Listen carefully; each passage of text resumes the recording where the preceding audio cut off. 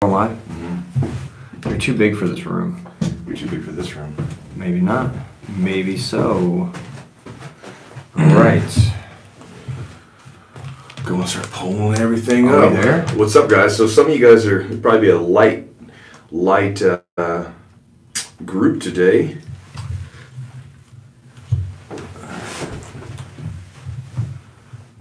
Is that alright? It's good. Yeah, I got it.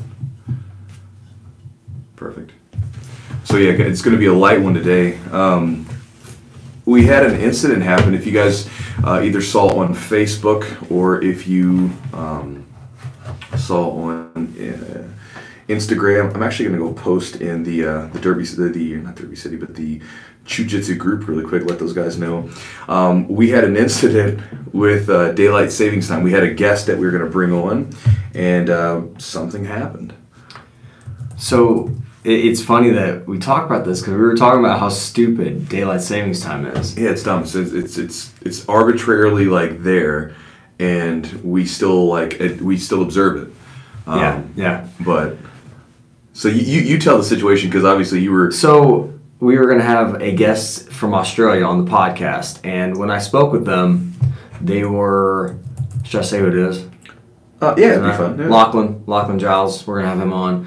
And so, we were communicating, got everything set up, and then, but this was like a week ago, right before daylight savings time, and so we get here pretty early, and we're ready to go, and he's like, "Hey, are you ready to go?" And I'm like, "We have 30 minutes, I'm still setting up," and he was like, "Well, no, it's already almost midnight here in Australia, and we were supposed to start at 11." So he was like, probably daylight savings time, maybe. So it turns out it was a 15-hour difference for them. They're 15 hours ahead, and now they're 16 with the daylight savings time. So that kind of puts a wrench in the works. But we are going to have him on the podcast in about a week or so. So look forward to speaking with him at that time. But Chew and I were going to discuss a little bit of his ADCC trials, East Coast trials, and if you guys didn't know, spoiler alert, he got freaking third place, which is insane. Not insane. It was good. Okay, Chewy, whatever. He'll downplay it. It's not downplaying. It's again, it's good. It's like I'm not upset with it. I'm satisfied with it. It wasn't it was a good Dude, I think it was. I told you it was probably like maybe your best, the best you've looked. It was crazy. If you guys don't know the level of the ADCC, it's kind of like Chewy said in a previous podcast. It's like the Olympics of no-gi grappling. Anybody can enter. Any belt level. So you've got guys that have are even lower belt levels and have nothing to lose, and they go for broke. Which is I think it definitely can be an advantage for some people. Absolutely. So one of the guys I went against was a. That's the thing about the ADCC. You'll see guys in there that are. Because the thing about being a competitor is, belts are an arbitrary thing, right? They're a representation, but that doesn't really necessarily mean anything. And especially when you're talking about competing, there are guys always that are they're purple belt competitors that can beat black belts. Chad was an example of a guy who was a purple belt competing. Obviously, there's the phenoms like guys like Gordon Ryan who were beating higher level dudes when they were coming up. And there was one guy in particular I thought there was a tough brown belt I went against, scrappy young wrestler type guy, and again, it's one of those things where you see those dudes. I think Chris Weidman when he was a purple belt made it into the ADCC. He had a match against Govao years ago. So you see it. So you see these good competitors that aren't necessarily a black belt, but they're very good competitors, and they get in there. And there were some upsets this weekend, man. There were a couple guys that were in the division, in different divisions, that got beat by guys who just outcompeted them, and I was really surprised to see it. It was awesome. Though, watching you, I was literally so nervous. I don't know why. We just get. I've always been kind of, I don't know, nervous watching you compete, watching some of the training partners and things like that. I don't know why. Because you have no control. For instance, when I watch my students compete, it's not as bad now because I've become a little bit more numb to it. But I remember when I would coach either a jiu-jitsu match or tournament, or when I would coach someone for an MMA fight, I would be more nervous for them competing than when I would compete, because I had no control. And it's also like for me, like especially as a coach, I wanted them to do well because I felt, again, it's like I wanted to make sure that I was helping them enough to succeed. And so, I mean, I would be like, I remember probably one of the more like gut-wrenching mornings I ever had was my very first competition as a coach. Like head coach, when I was the guy coaching almost all the classes. I remember that it was 2009, and I remember like it was actually the one where the ego. Yeah, the ego. So the one where you competed, and I remember waking up that morning, man, and being just like sick to my stomach because I'm like, I hope that what I've been showing them is good enough. Because I mean, there goes through that. It's like because again, I didn't go into this situation thinking, oh, I'm the badass coach and I'm going to do this thing. I'm like, all right, I've been showing them stuff. Hopefully it's good enough to get them to get the wins. And I wonder how long I've been training at the gym when I did that. You've been training with us at that point for what, maybe like 4 or 5, maybe 6 months? Yeah. Because you came in the summer of 2009, didn't you? Yeah, we were, Adam and I came maybe summer or fall or something. It was like a fall tournament. But yeah, I mean, I had a little bit, a little time under my belt, but for sure it was, I don't know, I wasn't nervous about you coaching me or anything. I didn't know any of it. It's like, dude, I actually have a coach that, is there and is supportive and, I never, honestly, like when you've coached, I've never felt like pressure, like Chewy's going to think I suck. Like I haven't felt that. And I got a message, I was telling you earlier, I got a message on YouTube about like a guy having a really bad experience with a coach or something. Just like what was the kind of... It's something just like, I don't really know the situation, but it basically just wasn't a positive experience for him. And I was like, jiu-jitsu for me has been such a positive experience overall. And like, I would never, I guess be in a situation or keep myself in a situation where it was not something that it made my life better, essentially. So like I think having a good coach, the pressure of losing usually is not it's not from you, like it's from your own self, and then also like your worth and you, like obviously your ego. You're like, well, what are my training partners going to think, and what am I, and I'm sure for you, like being this guy that's on social media pretty well known. You actually had a comment about that too. Somebody said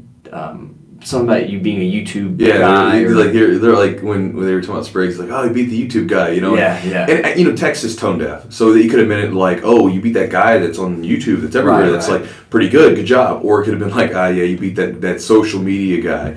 I sort of interpreted, this is with my own bias, of course. I kind of took it as the other because a lot of times, for me, I look at a lot of people on social media, not all of them, but you look at a lot of people on social media and they're just full of shit. Right. They're completely full of it, right? Like, you're right. Because I did a video about this the other day where I was talking about, I get targeted because I run a business, right?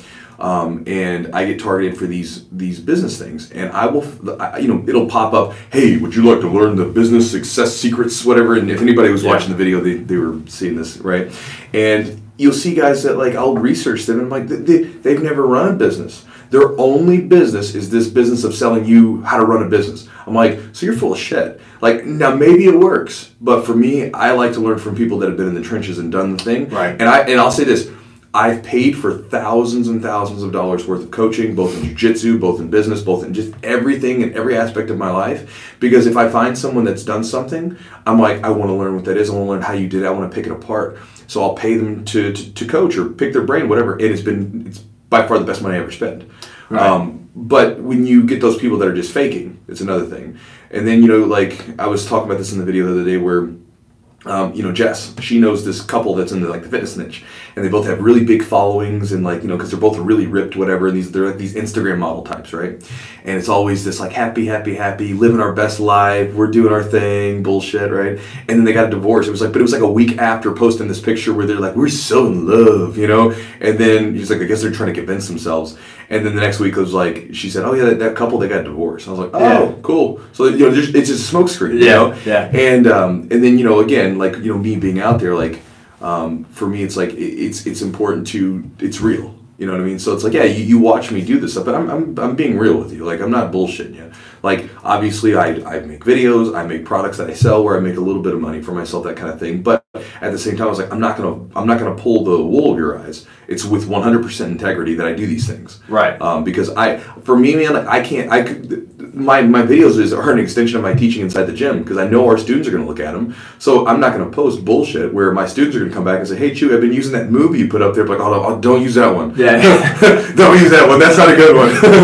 I did that one for the internet. Yeah. No, I have to do it with integrity, and that's why you don't see me doing like weird moves or techniques. It's like I'm doing really basic stuff because that's what I use. You know. Yeah, like I think that you hit the nail on the head where a lot of people on social media, they may not be legit. Yeah. So, you know, for me, like, you're like, is this guy really what he appears to be, or anybody in general? Like, are they really like, are they going to be one way in this video, and then I walk up to them or I meet them or something, they're completely different. Yeah. You know, and that's the thing for you that time and time again, somebody walks up to you like, oh, well, he's exactly like he is on the video. Like, he's kind of laid back, kind of goofy, kind of funny, you know, whatever.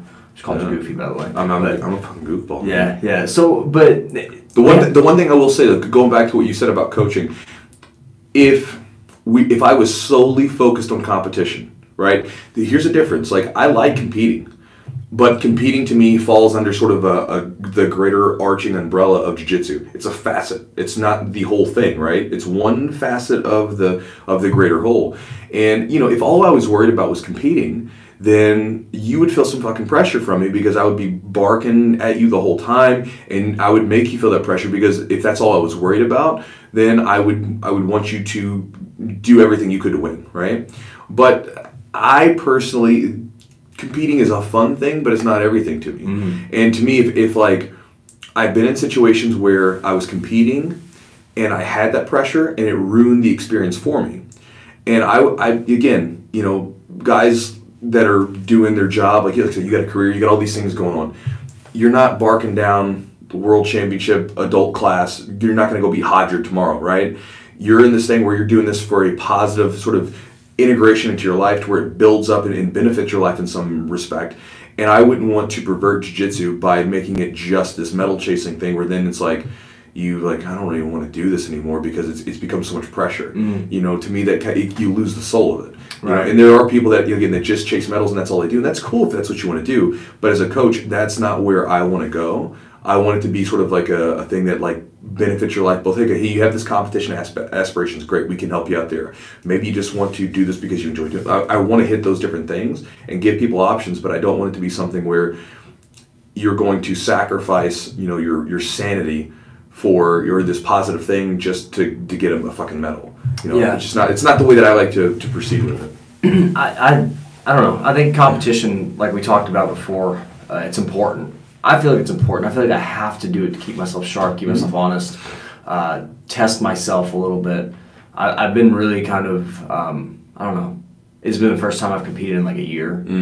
I'm really, I don't know, I'm excited. Yeah, I'm obviously nervous, but you know, excited. I don't think it's nervous. It's anticipation. I'm like, no, but think about I just want to go. Exactly. So yeah. It's like, imagine that feeling, like, you know, like when you're a kid and, you know, obviously for I don't know how they do it elsewhere. I'm sure it's very similar, but you know, we have like the Christmas holiday, right? The holiday vacation, right? So right around mid-December, early December, we're out of school, right? And then, you know, again, I don't know how it is for Jewish people, right? But I know for like, you know, people that like have Christmas trees and stuff. Did you guys do a Christmas tree? Yeah. Okay. We do everything. Well, I don't know. You know, we do whatever. Right. So you know, Christmas trees sitting in there, and you might have presents under it, or maybe you don't have presents yet. Maybe you're waiting for them, but like you know what's coming. Yeah. And I remember it was like, you know, just the worst sort of like, God, I just want it to be Christmas already, so I can open all the gifts and stuff like that, and hang out with my family, and eat myself sick in like sweet potato casserole, right? But when that's going on, it's like, that's not nervous, that's anticipation, and you're still kind of like, you know, but competitions, I think, elicit a very similar, but it's slightly different, obviously, because there is a nervous factor there, but it's a very similar type of anticipation, because I think for you, probably once you're on the mat, you're just going, right? Yeah. And that's it. Like, it's like, once you're there, once you're rolling, it's good. And it's that anticipation of being on the mat when the ref says, you know, kombucha, says fight, says go, whatever it is, you just start going, and there is no more like, there's no more like, oh, what if this happens? What if it's like, there's none of that. You're just like, now we're just going. And that's the best part. That's it. Yeah, because then you can just, like, honestly, for me, that's the most fun, is being in the match, right? Because then you're just unloading everything, and it's a wild time. Yeah, I think I need more for me to feel better about it, or feel. I just need more reps. I need more time I need more time competing. I just think it's so important for me. I'm one of those people that, like, if I get, like, it's almost like I need a warm up. Boom, boom, boom. I need to get going. Once you get going, I feel better. I don't know. I'm ready. For competition? Yeah, for competition. Well, of course. I mean, dude, you got to get a good warm up. I mean, like... No, I'm saying I need to have like a warm up tournament. Oh, yeah. So you do this thing where you'll compete, and then you'll have a performance, and then you'll immediately come right back afterwards, and you'll kill I wanted to do... I talked to my wife about doing Nashville the following weekend, and I don't know if registration might have been yesterday, last day, I'm not sure. But I just jokingly said something to her, and she's like, I mean, you can go do it if you want. And I was like, shit. I'm going to feel guilty about it. I feel bad. Like, honestly, spending time away from her and the kids and stuff.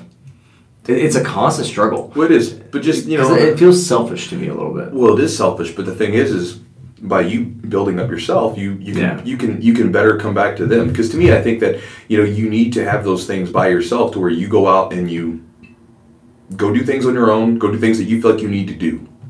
So this way you can be 100% dedicated to them in the present. Sure. Because you're not worried, you're not thinking about, like, well, what about this, what about that? You're like, I did what I was supposed to do. Right. I can lay down my sword. Now let me come back and be there for them. And to me, I think this is an important thing where, like, I think, like, for instance, Jess, I think one of the reasons she works so well with me, as my partner, is the fact that, dude, like, she gives me, like, I'll tell her, like, it'll be like the day before. I'm like, hey, babe, I'm going to be taking a flight up here and competing at this tournament, or I'm going to be doing this thing. And she'll be like, all right, cool. She's like, do what you got to do. Yeah. But I make sure that when I come back around, I'm like, hey, like, let's be there for you. Like, because you gave me the time to go do what I needed to do. I can let that side of myself rest for a little while, and now I can be there for you without my head being somewhere else. I went whole hog into this, and now I can go whole hog into this with you. Whether that's being a father, a boyfriend, husband, whatever. I think that's a great point. And we're kind of getting in the weeds a little bit on something, but like relationships in jiu-jitsu. You see a lot of people that come into jiu-jitsu and they're like gung-ho, and that's always a warning sign for me if somebody's like too into jiu-jitsu from the start. Because they tend to fizzle out. I call them shooting stars. Yeah. That's a name that I have for them. Like I'll tell sometimes, I'm like, he's gonna be a shooting star. Yeah. Because it's like they're bright and they're like every gi, like they know every jiu-jitsu a million Instagram posts, whatever, and then. I don't even like posting when I go train. The one that kind of stands out to me, it was like one, and again, I'm not gonna say the guy's name or anything, but the one that was really funny was, we had a guy that was training with us, and he was a shooting star, right? He lasted for about, I think, like maybe 6 to 8 months. He had probably 10, 12 gis. He was like posting about it. I mean, was like just jiu-jitsu guy, right? Yeah. White brain, fairly new white belt. And I remember when he was getting ready for a tournament, he's posting all these pictures, and there was one day where he would check in every single time he would come into the gym, which I don't mind. Like, check in when you come to the gym, it helps, like, visibility for us. It's great for us, right? But he checked into the gym and he wasn't there. It was like, I was training hard tonight, and then I was like, no way. I was like, where is he? And he was like, I was like literally like doing arm circles and warming up, and I was like, hey guys, where is so and so? And they're like, oh, he's not here. I'm like, wait, what the hell? That really happened? Yeah, people do that. Mm-hmm. It's like, you know what I mean? It's like, I don't know, man. It was so weird. And but that dude, again, he went to the tournament, and he identified too much with the thing that he was chasing, and when he went to the tournament, he didn't do so well. And that was like done. Yeah. Like, it just crushed him, because he had put so much into it. He was taking these pictures of him where he's like in a kneeled position and like bowing and like looking off into the sunset, and had some inspirational quote or something attached to it. And then he goes out there and gets just doesn't have a good performance, and then he wasn't able to pick himself back up. Right. And then he's just like, I'm done with this stuff. And that's the make or break point for people, right? Like, this is the thing in jiu-jitsu, you have a buy-in. Right? And this is what's beautiful about it. You can't fake it, right? Just like we were talking about fakers on social media, you can fake it because you're just taking a picture of something, right? Yeah. You can post an inspirational bullshit quote, you can take a picture of your butt, and you can do whatever you want to do, and you can be this fucking fake person. But when you get on the mat, your skill cannot be faked. Right. If you start rolling with someone, it's going to be clear very quickly whether or not you're real. Right? And so the thing is, there's a buy-in for jiu-jitsu where in the beginning, you got to pay your dues, man. And it's going to be tough. It's not going to be fun all the time. You're going to be crappy at something, and you got to be like, I'm okay with this. Right. And there's no other way around it. Nobody gets to circumvent that system. Everybody sucks in the beginning, and it's beautiful because you get to see, like, who can deal with that. Can you just suck at something for a little while and just be okay with that? Like, fuck stripes, fuck all that stuff. Excuse my language, right? Getting crazy today. But don't worry about that stuff. Just be like, I'm going to suck at this for a while, and that's okay. Just keep going, and it'll get better. Like, it's just the way it is. There's no way around it. Everyone goes through that. And so I love that because it weeds people out. And it's like, look, you didn't really have it in you. You liked the identity. You liked the idea of what you thought it was this thing. But then when you got into it, ooh, this is different, right? Like people like look at stuff and they maybe they like the identity of some profession, career, or occupation.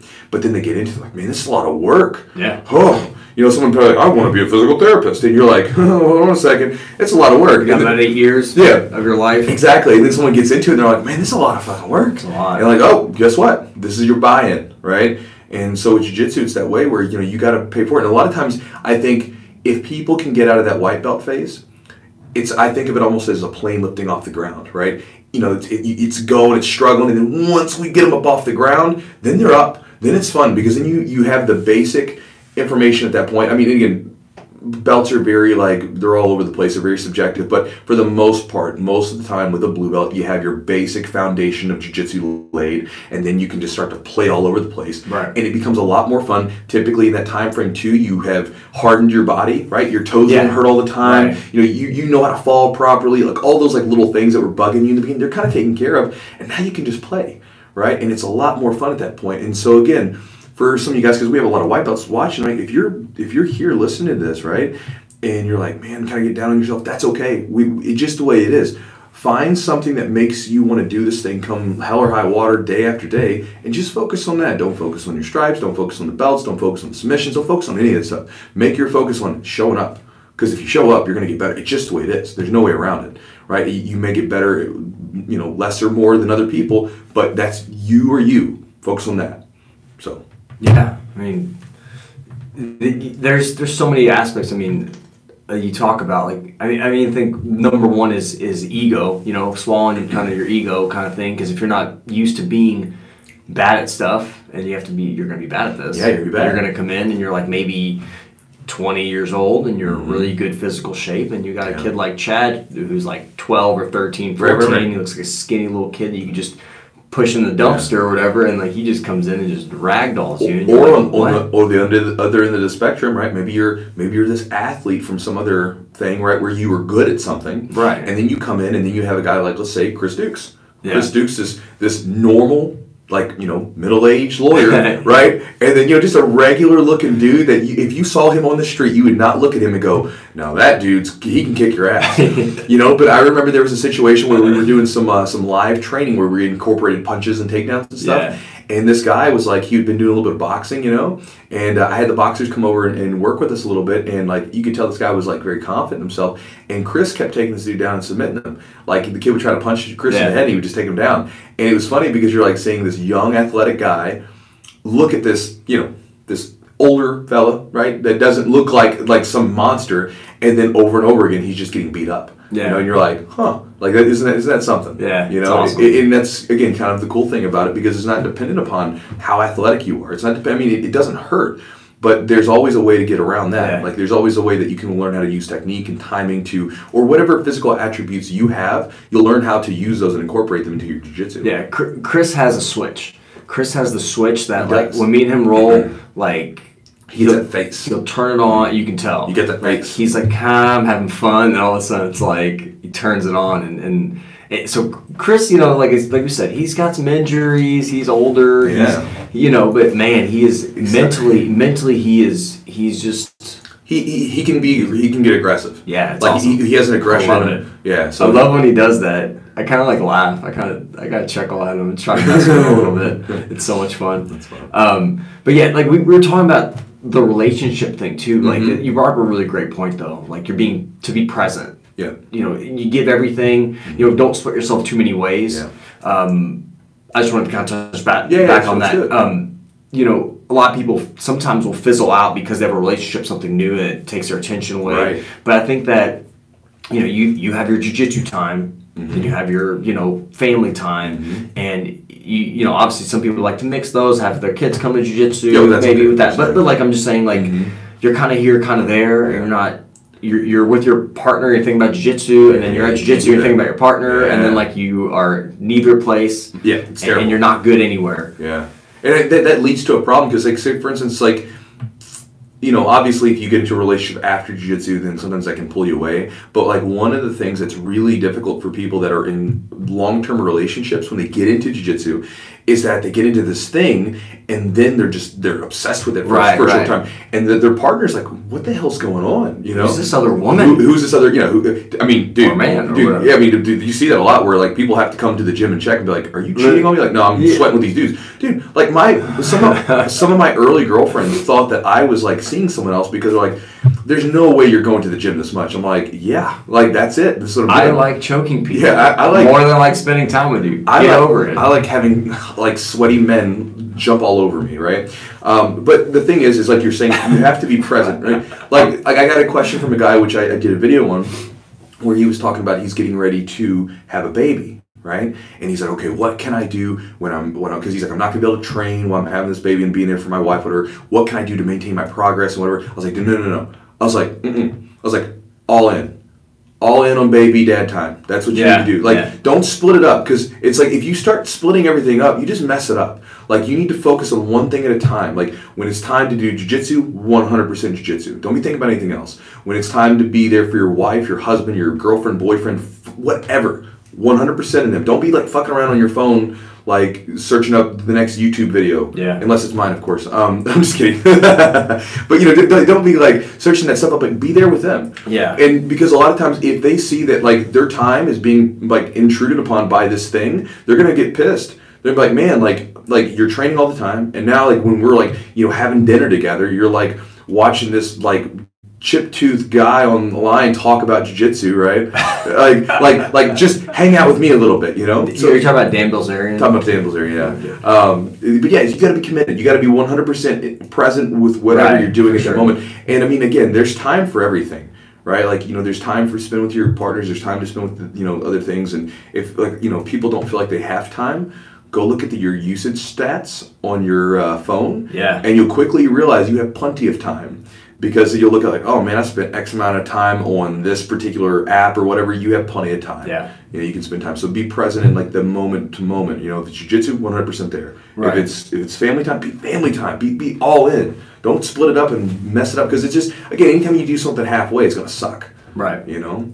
Yeah, no, that's a good point. I remember when my son was first born.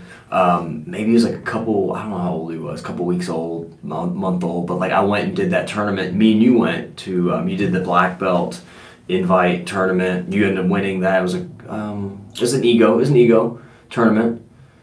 Oh yeah. That was 2015. I remember that. Yeah, because remember we were driving an old junked up car. Oh yeah, I thought we were gonna die. I look over and Chewy's seatbelt was literally tying a knot at the top. I'm like, okay, well, fine, whatever. And this thing's like rumbling along, and then like a couple minutes later, I look down, and then the bottom of his seatbelt is tied in a knot. It was like cut and tied, and like the thing's just dangling there. And I was like, that's not gonna stop. If we die, if we hit something, I'm going. You want to roll. Yeah, you know so this car puttering like. So I'm the kind of guy, I don't like cars. I see cars as a complete like if you got the money, if you got the free money to go buy yourself a nice car, whatever, man, more power to you. But for me, like I look at cars as like this is something that's going to cost me money, right? So like I had this old car, I bought it, it was paid off, right, and everything else, and I didn't drive. I was like, I'm going to drive this damn thing till the wheels fall off. Yep. And you know, honestly, what happened with it actually came out pretty well, because it wasn't actually in bad shape because I took good care of it. Yeah. But there was some stuff that went wrong with it, and I decided to get a new car. Went and bought a new car, and then I ended up giving that car to one of my instructors who he was in a pinch. He needed a car, and I was like, "Here, you take this one." Here's my unsafe car. Well, he got it fixed up. He got it all fixed up. You got the seatbelt fixed. He got the seatbelt fixed and everything else. But he wouldn't get everything taken care of. Now, I mean, it's still running for him. Yeah, I see it out there in the parking lot all the time. That's awesome. Yeah, but that tournament, like what I was getting at was, I wasn't exactly all there. No, you weren't. Like I had just come back from an injury.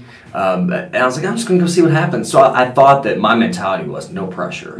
I've just come back from an injury. Who cares? And you know, I was like, my head, I could not focus. Like, I couldn't focus on. I remember we were laying, like, we were in the back. You were kind of laying, you had like a towel over your eyes. You're just chilling out. And I'm sitting there, my mind's just going like, oh man, how's my wife and kid and all this stuff? And so see, this is a funny contrast because I remember this because we were laying in the back on those mats.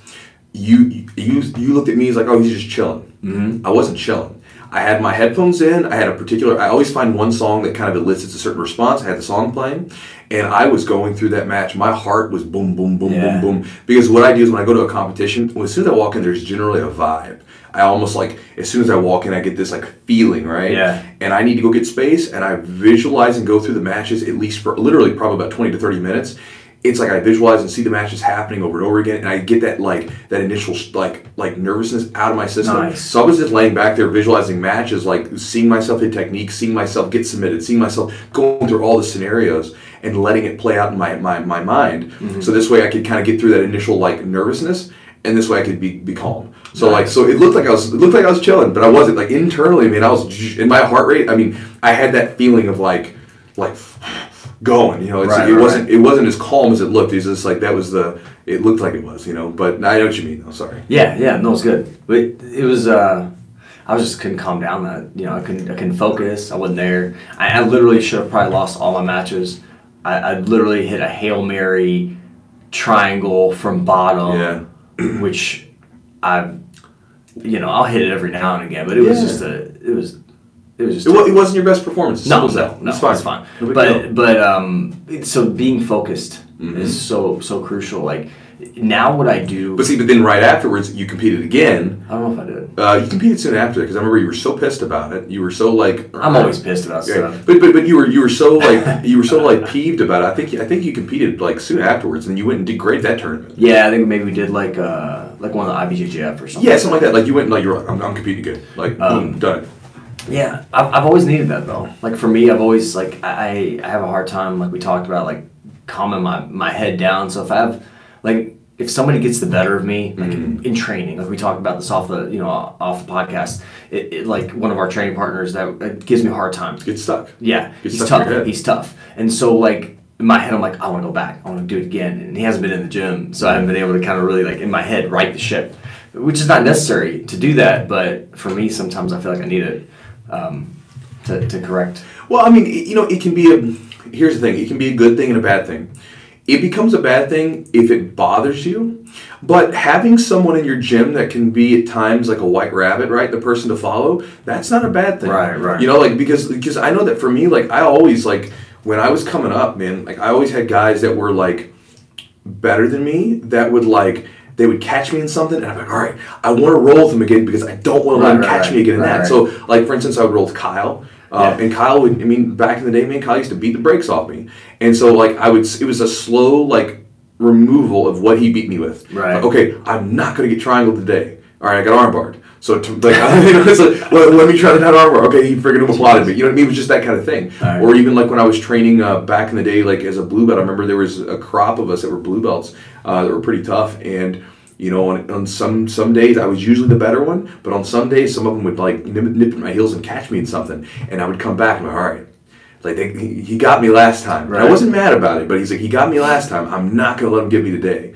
You know what I mean? And that's the benefit of having good training partners, because then you push each other, right? Like again, we build each other up, and you get into this thing where again, you know, he beat me today, I beat him tomorrow, and we build one another up. Right. And as long as you don't take it the wrong way. If it bothers you, there's a problem, because that's you getting too wrapped up in the ego. Sure. But you being like, my buddy got me today. I'm gonna get him next time. That's a good thing, and that's a healthy environment, because then you can build each other up with no animosity. It's like you're playing the game, and it's perfect.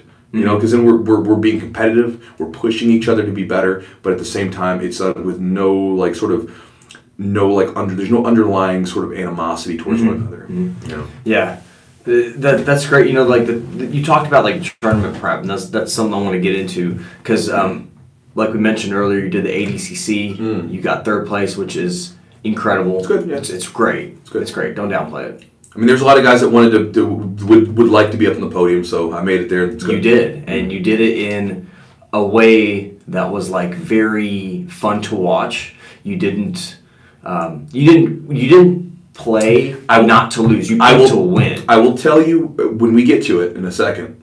I'll tell you why I'm not like, again, I'm satisfied with the outcome. Okay. Well, you want to win first, I think. No. It has nothing to do with first. I'll tell you why in a second. Okay. Why, like when somebody, you did a great job. I was like, yeah.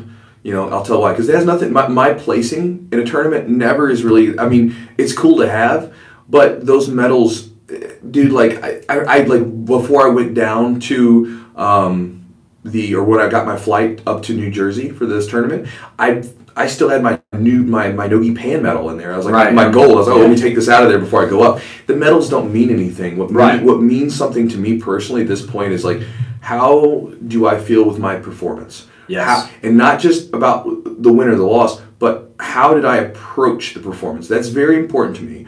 And my approach, my mentality, the way that I did the thing is really, really important to me. That sticks out to me. So, but I'll get to that in a second. Okay. So, like, when you got there, you know, obviously, big tournament. Mm-hmm. What was the environment like? What did you see? Like, who did you see? Did you interact with people? Yeah. Kind of, did you keep to yourself? What was kind of the situation? So before I get into that, I'll get to that in a second. One thing I want to mention before leading up to this is something I think is really helpful and could be really beneficial to you guys competing. Don't train leading up to your competition, right? People get so, their training becomes such a routine that when they don't do jiu-jitsu, they feel like something's wrong, right? Okay. I understand. I do the same thing. Like I almost work out probably in some fashion every day, whether even if it's on like a minor scale, like I just go for like do some yoga, right? I always do something physical with my body pretty much every day. When I don't, I almost feel like I'm being bad, right? It feels wrong because I'm so used to it. I'm addicted to like movement. Right. But leading up to a competition, I rolled a little bit Tuesday, and I mean like by a little bit, I didn't go very hard. I had a pretty good training session Monday morning, and that was the last training session I had. It wasn't even a hard training session. My hardest training sessions were almost a week and a half out, right? 2 weeks to a week and a half out, and then those last training sessions just sort of keep me where my weight was, keep me feeling healthy, and just send me in. But from Wednesday, Thursday, Friday, I did nothing. I stretched a little bit and did a steam sauna on Saturday just to kind of loosen my body up, but I did nothing. And people a lot of times have trouble doing this, and I see people training their balls off, like, you know, right up to the tournament. I'm like, what are you doing? Like, your body's going to be beat up. It's like you can't recover from that 100%. You might not feel it, but there's you know, your body's not going to be 100%. Just rest. You'll feel so good. Mm-hmm. Your body will be healthy. You'll be 100% charged. And for a lot of people, I'll ask them this question. I was like, have you ever had to take off like a week, 5 days or something, because maybe you just because of work or something. Now you kept a good diet, you didn't like go crazy, and you came back and trained. Did you feel good? Most of the time people are like, yeah, I felt great. I'm like, exactly. I was like, give yourself some space before that competition. Think about like what pro athletes do. They don't train hard leading up to a football game or a fight or anything. Like they might do some drill work or some stuff to just kind of go through the motions, maybe some game planning stuff, but they're not going to train hard. And it's a silly thing to do. And so if you guys are competing, allow yourself time to take off. If you've got to keep your weight down, eat your diet, be clean on it, and maybe do like a little bit of sauna, something like that, or maybe go for like a light, like maybe do some airline bike, something low impact. Sure. But otherwise, just be easy on the body, let it rest. Yeah. Now, going into the competition that day, when I get in, you know, we get weighed in. It was weigh-ins were like from like 8 to 9. Competition started at 10. Oh, and okay. the whole day, it was like a 10 to like, we were right there we got there, you know, around like 8 something, and we were there from that 8:30 to about 6:30, the whole day type thing. And for me, like, I usually just kind of keep to myself. Like I had Billy, one of my blue belts, and I had Chad to warm up with before some of my matches. But otherwise, man, I was just kind of like over by myself. I put my headphones in, just kind of lay down, visualize, relax, think about everything, and sort of nibble on snacks when I got hungry or whenever I needed to, and just chill. And then as the time came to where I needed to start getting warmed up, I'd start stretching out, getting some warm-ups going with my partners, and then go from there. What do you like to do for warm-ups, like before, and how long before you're like, do you have primarily an idea on your match time? Yeah, see, this was the beautiful thing about this. I honestly love this format so much more than the traditional like jiu-jitsu format.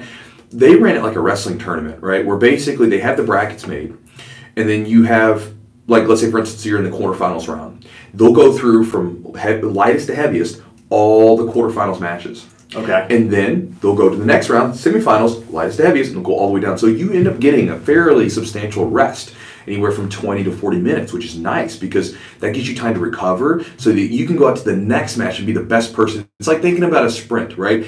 If we go out and we do like 10, like let's say we do 10 sprints of 40 yards or something like that, right? Mm-hmm. And we do them with like 5 seconds rest in between. Those last few sprints are not going to be sprints. They're just going to be kind of running as best you can at that point. You're going to be tired. Because a sprint's hard. Sure. But if you do like a good sprint and then take like maybe a minute to 3 minutes rest, dude, you're going to be able to run that sprint hard again. And so you can, to me, you get better performances from people when you give them a little bit of rest. Because then they can go all in and they don't have to think about, well, what happens if I have to compete 10 minutes later, right? They can just dump their gas tank in and then they can get back up and recover. Yeah. So I had a basic idea because they had the match number set. So you would be like, they're on match number 120, I'm 160. I can see that they're going through, about X amount of matches. I have about 30 minutes to rest. So I had a good idea. Before, the first thing I started doing was obviously doing my stretching, a little bit of yoga, just in not long stretches, but moving through the motions just to get the fibers sort of moved up, loosened up. And then I worked with one of my blue belts and black belts, and we did some movement together, some passing drills and stuff like that. Just stuff that I wanted to try to use in the match that would give me a good warm up. And then I'm in layers of clothing, right? So I'm in like a shirt, a t-shirt, a sweatshirt, and a hoodie, and I have sweatpants on, and I'm getting myself nice and sweaty. And then once, I typically try to keep it within about 20 to 15 minutes out, so this way I can get warmed up, and then I'll have about a 5 minute cool down, 5 to 10 minute cool down, and then I'll be able to go into that match. So you can think of it almost as if like getting a good sweat, and then like having a few minutes to go get a sip of water in your gym, and then come back and have another roll, right? You're going to be able to perform pretty well. So nice. Mm-hmm. So that was kind of your final prep work and everything. So then the tournament format, you had plenty of time between your matches. Very nice, yeah. So first match comes up. What's going through your head? So first match comes up, and just before you go, there was how many in your division? I believe it was something like 37 people. 37. So 37. So the way that works is they wanted to get everybody to a 32-man bracket. Okay. Okay. So with 37 people, back up a little bit. With 37 people, that means that they have a couple things, what they call Pigtails Matches, and this is basically where if you were to have the 32-man bracket on a piece of paper, you'd have this other little match here, like tied on the end, right? And you would have to compete to get into the bracket, right? Gotcha. So I had a Pigtails match, so I had to compete just to get into the 32-man bracket, which honestly I'm happy about because I honestly, like typically the first match is by far the worst. So I would rather get that match out of the way, like honestly, like because my second match is my toughest, as we'll talk about. I don't think if I would have had that first match, I would have performed as well in the second. Gotcha. Because that first match, I got to just get all right, I'm on the mat, like I'm here, it's okay, cool. We got the jitters out of the way. Yeah. So it's almost like it's good and bad. Good in the sense that you already get one round under your belt. Bad in the sense that if you lose, you're out. Yeah. And you have a longer road to get to get to the podium. Exactly. Which, but when they called the match, I misjudged because I didn't realize that, again, I just didn't really look at it too much, but what they were doing is like they started with the little guys, because the little guys, there were some of them had like 75 people. What? And so they were going through their divisions first. And That's crazy. And then when I saw that they were going to bigger divisions, I thought I had a little bit more time, but they were just doing the big guy divisions that had Pigtails matches. And they only had like a few of those. Okay. So I got called, and it was like, last call, Nicholas out. I was like, oh shit, last call. Because I was using the bathroom. Oh, and so I start running, like around, and I make it just in time. And it's literally, as soon as I hand them my ID, I'm like taking my clothes off and stripping down and getting down there into the mat. So I didn't really have time to really prep as much as I wanted to. I jump on the mat and then compete, and then... So let's talk about that match. First match, the guy ends up, I think... You guys are trying to work on takedowns. Nobody's really getting anywhere. I think he had this weird... It was a weird guard pull. Flop. Well, it was a weird guard pull. So it was funny, he clubbed me over the head pretty hard. And I remember it like woke me up because, oh shit, because I didn't have my good warm-up, So he clubbed me over the head and was like, oh, give me a jolt. I was like, okay. And he like tried to get a guard pull, and at the same time I'm kind of pushing, so he kind of ended up flopping back. And then I was able to get a guard pass and then get the straight arm lock. The funny story about that guy is super nice. And we were talking afterwards, and I was talking to him and his coach, and he was like, yeah, he goes, man, it's funny because, we watch your videos, He's like, and we didn't know who this Nicholas Albin guy was. Oh, shit. You know, I was like, oh, you didn't know my government name. You know, government name, right? So he said, he goes, we didn't know it was you. Oh my God, and awesome. And so like we started talking, and he said, man, he goes, yeah, his coach was like, yeah, the first time I meet this guy, I'm like trying to coach against him. I'm like, oh shit, you know. So I thought that was funny. Yeah, but you had a good performance. You ended up getting submission in about a minute and a half. Something like that. There were 6 minutes. So quickly, if people don't know, ADCC rules. ADCC rules, 6 minutes until the finals. Yeah, it depends on the tournament. So in the trials, they do 6 minute matches, 3 minutes no points, 3 minutes points. And the one stipulation that they have that's kind of unusual, I mean, because the points are a little bit different, but they're pretty similar.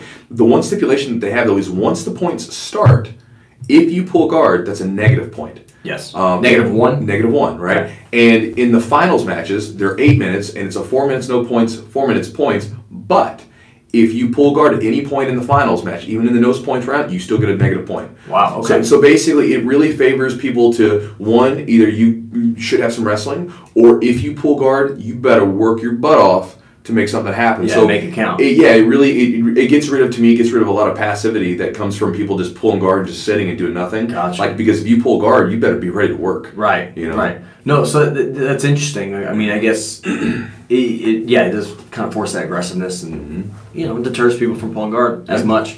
So, all right, so that was a quick submission. Yeah. You felt pretty good. Second round, Devontae Johnson. Yeah, so tough. Dude, he's tough. Like, so young, strong, athletic. So before him, I was like, I need to get a good warm up. So I grabbed my blue belt. I did a really substantial warm up for that round because I was like, I know I'm gonna have. You saw that he was coming up. Well, I saw he was coming up, and I'm like, man, like that's a tough dude. I was like, and if I'm gonna have any chance of beating him, I'm gonna have to be primed and ready. I can't go in there like half cold, right?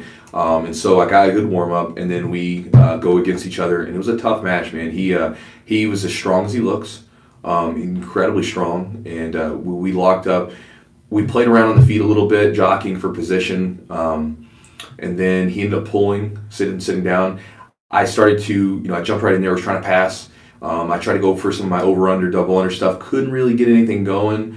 He didn't really have any, neither one of us could really get anything going offensively. He was like, he wasn't sweeping me, I wasn't passing his guard. Why do you think that was? Any particular reason? Like, what was he doing to stifle your over-under? He did a good job of, because he's long and he's strong, so he was keeping his hips and weaving his legs in. Gotcha. And at the same time, it was one of those things where we were still in the no points round, so I didn't want to go all in and exhaust myself to pass if I wasn't going to be able to get something for it. And I know it sounds bad. It just, when I was locked up with him, I realized it was going to be a fight to pass. There was no easy. It's going to take a lot of effort. It's going to take some effort. So I was like, okay, if I'm going to use that much effort, I need to wait. And then once I started to really go for it, I couldn't get anything going. He's just good.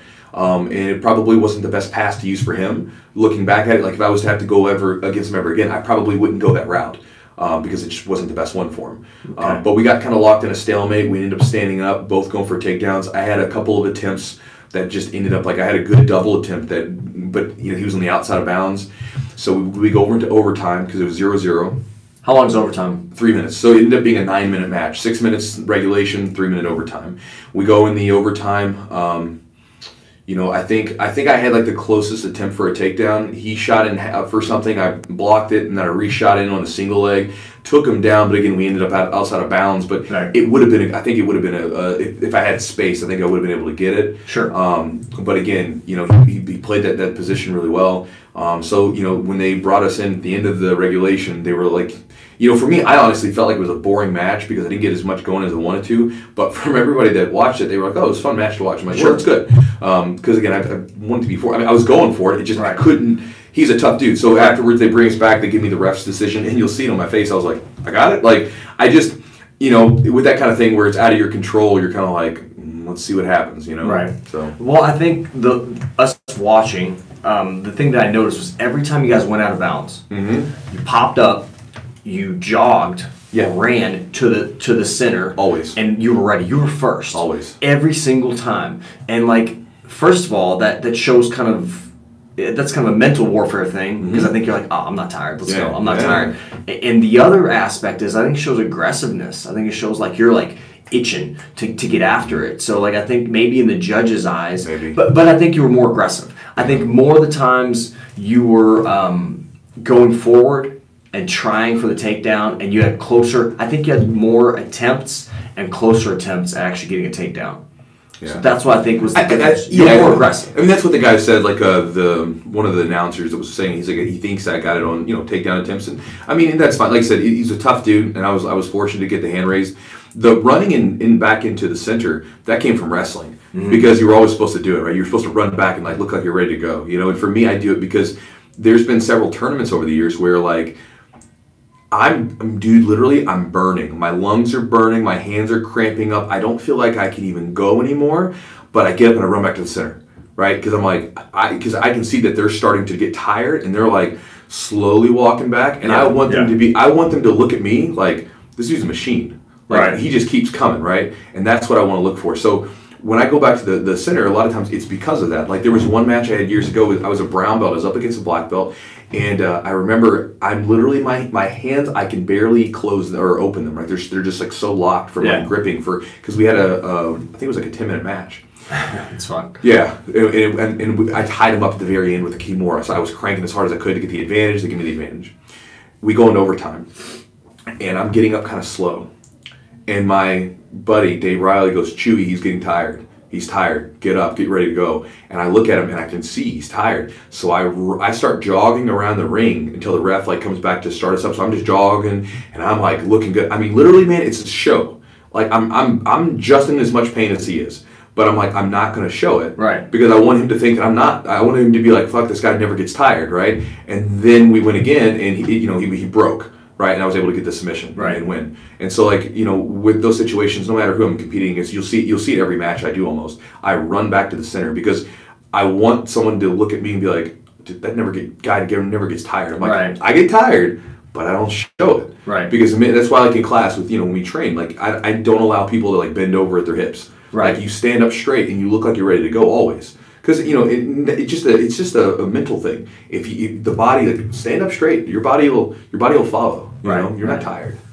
Yeah, I think it's good for yourself mentally too. Mm-hmm. It's good. It's like if you convincing yourself exactly. Well, fake it before you make it, right? So like fake it before you're back to wanting to recover to 100%, right? But you don't ever bend over because when you start to bend over and you're sitting there huffing and puffing, you're letting yourself break mentally, right? You're allowing yourself to be beaten by that fatigue. Mm-hmm. And trust me, like there's always more in us than we think there is. I was like, man, you're not that tired. Stand up, And if you stand up straight, it's like you're not allowing yourself to be like controlled by that fatigue. Like, no, I'm standing up straight. I'm getting a good breath, right? So shit, you can't even breathe as well. You can't even get the deep breath into your stomach that you need. You can't expand your lungs. Exactly, by hunkering down like that. Yeah. All right. So the other thing, let's go to third match. Third match was up against a tough kid from Gracie, Baja, I think down in El Paso. Okay, and he like pulled guard, correct? Yeah, so we locked up a little bit on the feet. He ended up pulling guard on me, and then I went for the pass. And then pass straight to back, rolling back take, and then we went to the rolling back take. We went out of bounds. And one cool thing about the ADCC again is that they'll start you back in your position. That's nice. So they don't it's not like, so for instance, in IBGF, guy rolls out of bounds, they start like some neutral position. Sure. No, like they just like, where are you at? Okay, we're gonna start you here. And so luckily I was able to start there, and I went for the choke. And interesting thing about that match, it's funny that each one of these matches I accumulated like another little injury. Like in the second match I busted my eye, right? Yeah. And then the third match I was squeezing so hard on the rear naked choke that I pulled my lat and my right bicep. What? Like, I was squeezing dude as hard as I possibly could to try to get the finish. And when I was done, I could feel my lat cramping up. I was, oh shit, like that's weird. I've never had my lat cramp up. Yeah. But you're reaching through like this. Well, yeah, and you're pulling down. Mm-hmm. You're engaging everything. It's crazy. It was like, I was like, God dang. So that was a quick one too, which was awesome. Yeah. And so then the fourth match, I don't remember his name is Charles. I don't know. I believe he's a brown belt under Marcelo. Tough match. Tough match. And he's a good kid. He's competed before. I've seen him compete at some of these tournaments. He's tough. Yeah. Tough ass kid. I went against him. I locked up with him, and I don't know what it is. He had the look of a wrestler, right? When I was looking at him, like the way that he was in a sweatshirt and in his warm up clothes, I'm like, he looks like he's a wrestler right now.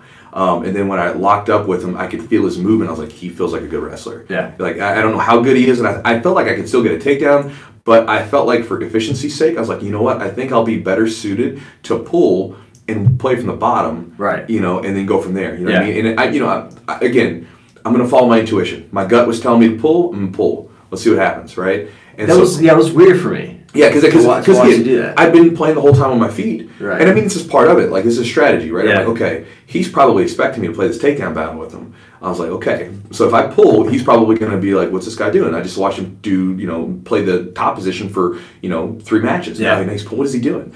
But I pulled and then played from there. My intuition was right. He was very quick. I was like, he slowed down after about the first minute, but there was a minute where his hip movement was so quick. I was like, oh crap! Like this guy, he's a fast little bastard, right? And so I locked him up, but I was able to get the sweep, and he was just explosive. I remember feeling he was very strong and explosive. But I ended up getting on top. When I got on top, I was in half guard. And I looked at the clock, and it was about 30, 45 seconds till the points started. So I was like, I'm going to sit in half guard, look busy, and I'm going to wait until the points start. Because I don't want to pass guard and then still be no points. So here's a quick question. Yeah. So if you're in half guard, say for example you're in side control before the points start. Mm-hmm. Once the points start, it's still 0-0 even though you're in side control. Yes. They don't give you you're in side control. No, they don't grandfather you. Right. I just want to make sure. Yeah. So this way for clarity. But so that's a great strategy. It's a great awareness on your end. Right. So you wait and you're like, okay, like. Points start about 30 seconds, look busy. As soon as the points started, I started to actively work for the pass, and I got the pass, got my 3 points. I ended up getting a straight arm lock again. Yes, and that was nasty. It was like hyperextended. His elbow was hyperextended. It felt close. It felt good. I was like, man, it was nasty. It was there, But again, it's a tough thing, and he wasn't gonna tap to it, But the ref stopped it.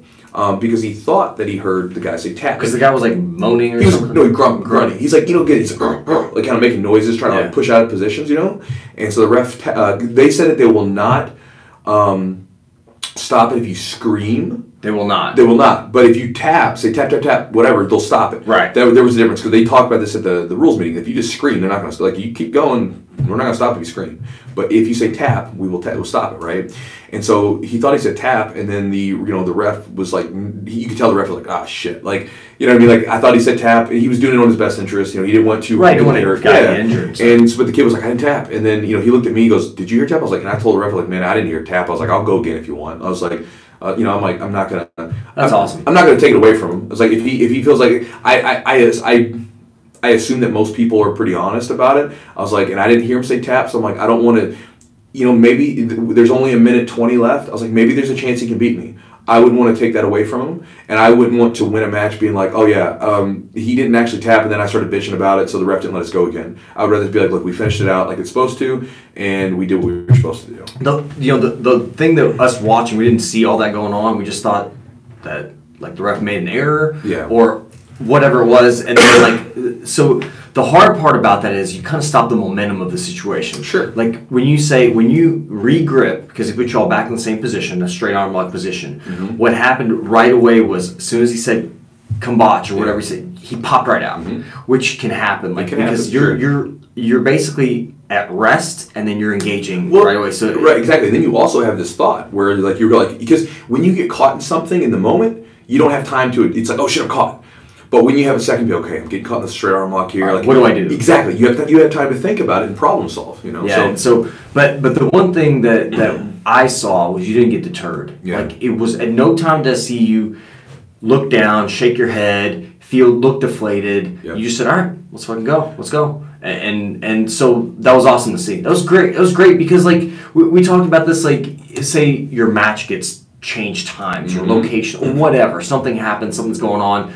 You can't get upset because that's just energy you're wasting. So I really liked seeing the way you responded to that situation because it was really disadvantageous for you. Sure. Well, I mean, there's so many variables. There's so many negative variables that are going to happen during a tournament. Because like you were saying, one of the ones that you'll see time and time again that people run into is okay, their match is coming up. They can see they're going to be coming up, and all of a sudden maybe a match gets put in front of theirs. Maybe they get moved to a different match. Something happens to where their match doesn't happen exactly like they were expecting, and then they hum and haw about it. It's like no, dude, just be in control. Be in control of your emotions at all times, right? And walk your ass over to the other mat or whatever. Just relax.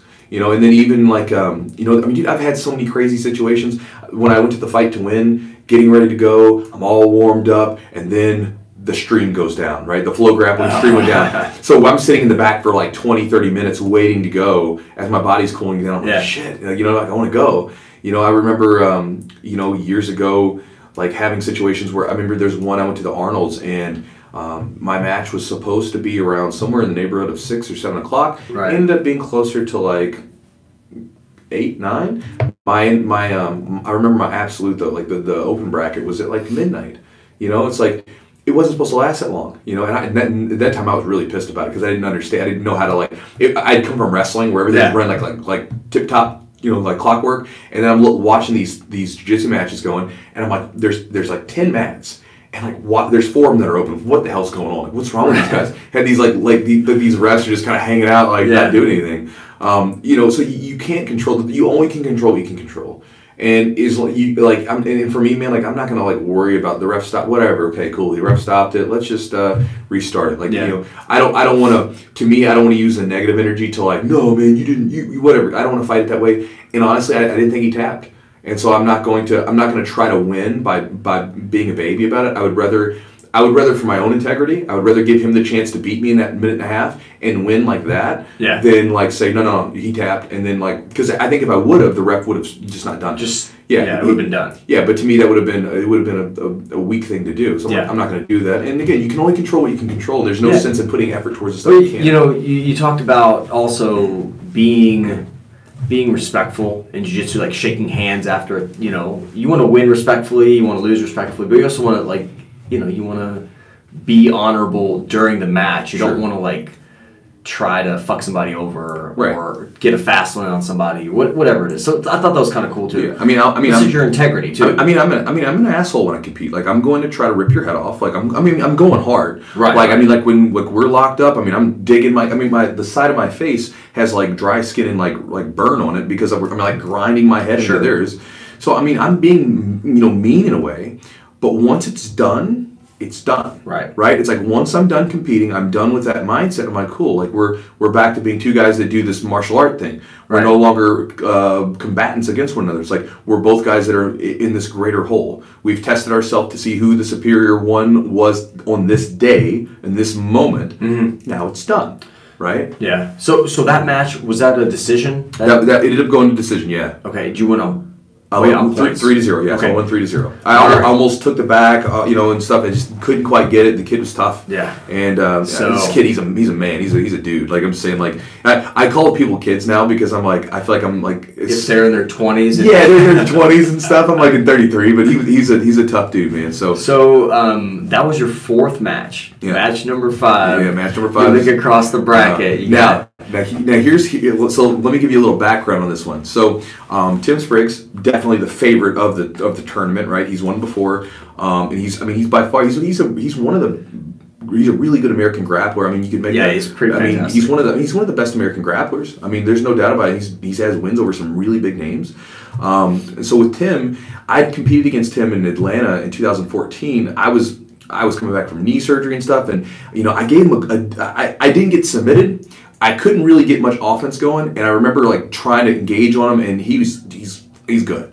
And so I remember going into this match being like, okay, like I know I'm in for a battle here. It's gonna be a slog. So I went into this tournament with a weird mindset because of the fact that I went into this tournament thinking I didn't really train too hard for it. Like I'm always training hard because I like training, but I wasn't in the best shape, the best drilling, sharpness that I could have been.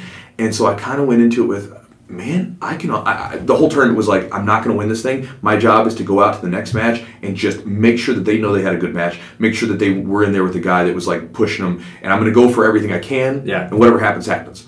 With Tim, I was like, I'm in the semis. I'm in the medal rounds. Maybe I can win this thing.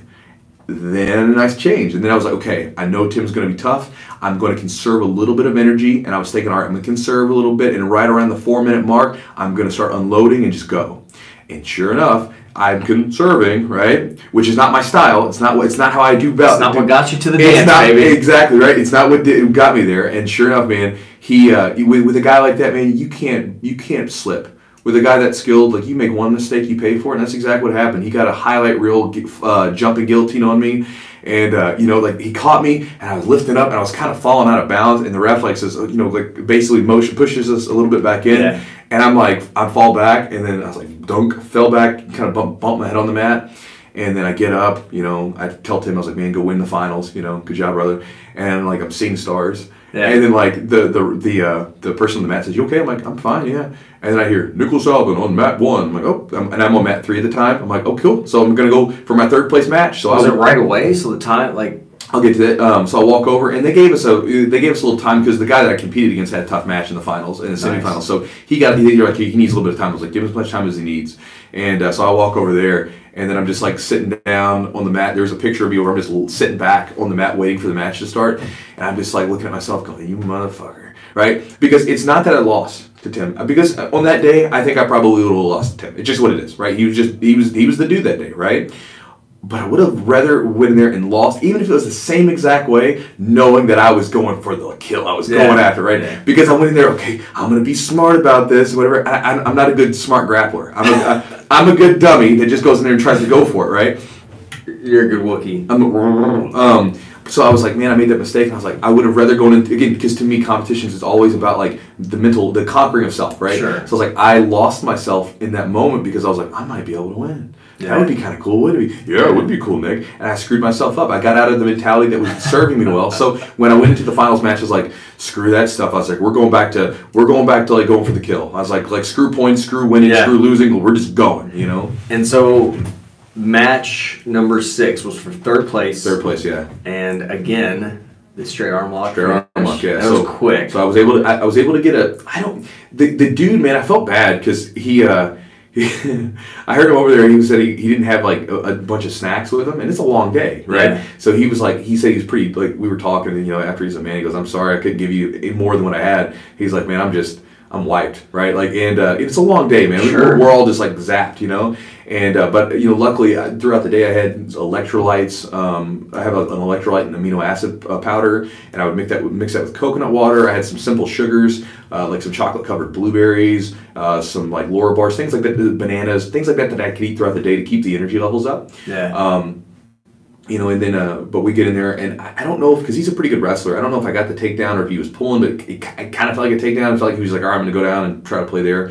I was able to pass side control and get the straight arm lock pretty quickly. So I was happy to just be done with it at that point, and that was that. So how'd you feel about your performance overall? Performance overall was good. I was satisfied with it. I think I played a good performance. I was able to aggressively work towards stuff. I didn't really, I didn't try to skate. Even with the Devontae match, I was still trying to go forward. Yeah. The openings weren't always there, and I didn't want to be reckless. I wanted to play a good, clean game. Yeah. But I tried to go for things when I saw the opportunities, go for them, to take the back, to go for the submissions, whatever it was. And so I was happy with that. I feel like I did what I wanted to do, and I had a good performance. And even the next day, like Flow Grappling was like, it's funny because like, I don't compete all the time, and I've competed a lot in gi. And so I think a lot of times people like, I guess when they see me compete, they're like, oh man, like this Nicholas Albin guy, who's it, whatever, and so they did a little write-up. They're like, man, he impressed us because he had 3 submissions out of 6 matches, and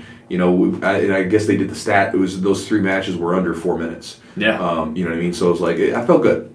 Dude, it was awesome. Overall, felt good. I don't know.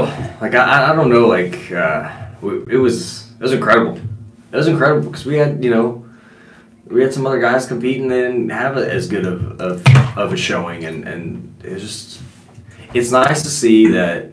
First of all, you're leading from the front. Number 1, number 2, that what you show and what you preach and what the mentality that you build in training in our gym follows through to the matches. Right. Actually works. And sure. It's effective. Yeah. And like that's like the best marketing fucking tool you can have. Is like, hey, I'm gonna show you how to do this stuff. I'm gonna go out there and do it at the highest level, and I'm gonna make it work. We'll see. For me, like this is kind of my own. I have to do it to some degree because as far as how much I can compete forever, whatever, I don't know. But for me, like there's a certain sort of I need to do it. Maybe I'm not as frequent as a competitor as some people, but like. There is a part of me that's like, okay, I'm out in front of people teaching on a day-to-day basis. I'm online, seeing people, impacting people in some way. I feel I have at least some responsibility to be like, because I'm still healthy to do it, I'm like, I want to. I don't even have a responsibility, it's just something I want to do. I want to be like, look, I'm doing this. Yeah. You know, like all this stuff I'm doing it, right? Like I talk about getting up after a loss, watch me do it, right? Like, or take the L, right? You know, my girlfriend said something that was kind of interesting. She was, because I haven't lost a match since, you know, don't get me wrong, I haven't competed like a bazillion times, but I've competed at numerous tournaments, but I haven't lost a match since 2016. Right. And you know, in competition, right? And I've had a lot of submissions and a lot of wins, right? And Jess was telling me, she goes, I think it's good that you lost. And I said, why? She goes, well, because you consistently won these last 2 years. She's like, it's nice to see someone that loses in like, because of the position you're in, right? And again, people have grown to know me in some way. And so it's like, oh, look, Chewy lost. And he's continuing to go. Right? Because it's always easy to speak when like things are going well, right? Well, how do you speak when you maybe messed up? You know, well, you can see me mess up. There it is. I messed up. You know, I made a mistake, and here's how I made the mistake, and you can learn from it too. Do you think this is the best your jiu-jitsu's been ever? I mean, do you think this is the best you right now? No. No. I think I'm good. I mean, I think I'm good. It's so hard it's such a hard thing to measure. I think probably the best I've ever been was probably right around the Nogi Pans 2016. That was when like I was just drilling so much. That's always the big difference. And if I compete in the trials in February, I'll have to drill more because you know, my cardio is always good. I can always go. You know, I have a gas tank. I eat a good diet and I train hard, so I'm fine there. But I think that the drilling, the sharpness of the techniques, the basically getting rid of that hesitation. Yeah. I think I could do that a little bit better. And I think in 2016 I was drilling like all the time. I was drilling at least like 2 hours. Which doesn't sound like a lot, but if you're saying 2 solid hours every single week or more, there was a minimum 2 solid hours every week of actual drilling where basically I would come in with someone and we would literally just drill for an hour, bang out 100 to 200 reps, whatever it was, for 400, 500 reps, whatever it was at the time for the drill. And that stuff really made a big difference. And during those matches, I mean, I was bouncing around and all this stuff. And I think that was probably my best I've ever been as far as sharpness. But as far as like overall skill and knowledge, I'm better now. Just it's time. I'm getting smarter and getting more intelligent. Just the sharpness of my body maybe could be a little bit better with the drills. So. Yeah, well, that's something that's not like, your body's breaking down on you or anything like that. Your timing's still, your explosiveness, strength, all that stuff is still there. Yeah. Because you're not an old geezer yet. No, I'm not an old geezer yet. I still got some. You got a little gas left in the tank. I've just got some mileage in the body. You do, but like, man, I think if you think about the mileage that you put on, maybe like how long have you been training jiu-jitsu? 15 plus years. 15 years. The mileage you put on maybe the first 10 years versus the last 5 has been totally. Oh, it's been different. It's like been, you probably put 80% of your mileage in the first. Who knows? I put most of the mileage in my jiu-jitsu in the first 4 to 5 years of the gym business, because that's when I was basically I didn't know how to run the business side of things, so I was just I'm going to, which I mean it worked, I'm going to basically be here all the time, and when people walk in, I'm going to give you the best damn experience I can possibly give you every single rip every time you walk in. Yeah. And I used up my body a lot for that. Now granted, I say this, I don't feel bad. I feel good. You know what I mean? I'm just saying, I have some mileage in the body, but at the same time, there's no regret. I'm happy about it. Sure. I like that I have a body used up, because again, I don't get to keep the damn thing, right? It's I'm only borrowing it, it's for a limited time. So I'd rather use this damn thing up and have some freaking great times with it. Man, well, I think we all, I speak for everybody saying that we really enjoyed you competing. It was fun as hell to watch. So thank you for doing that, putting it out there, man. Thank you, brother. It was awesome. We all at the gym were just blown away.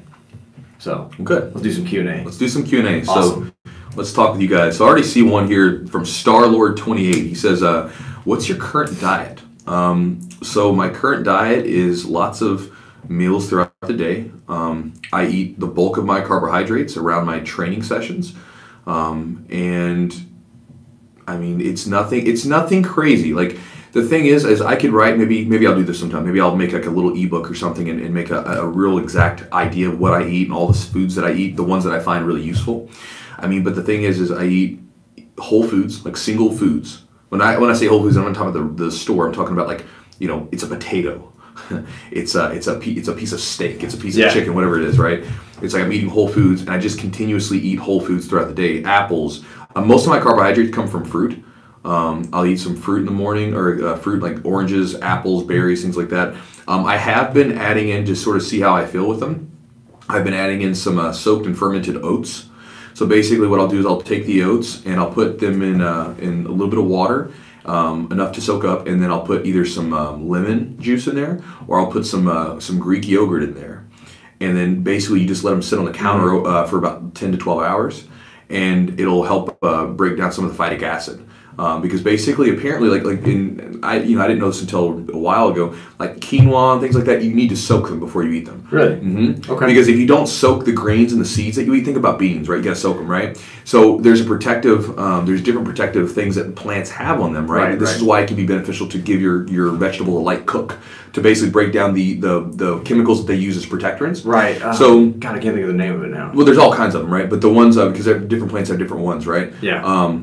But like for instance with grains, they are good if you sprout them or soak them, because it can help break down some of the anti-nutrients that our bodies don't like, and so you can digest them a lot easier. And so I'm adding in the fermented oats to see how that works. And I've liked the ones with yogurt, so I'll put the yogurt in there with the water, stir it up, let them soak for about 10 to 12 hours, and then then afterwards you can put them in the fridge, and I'll eat those in the morning. And they actually have a better taste. Nice. I like the taste. Yeah, they sit like overnight. Yeah, they soak. They have to me they have a better taste.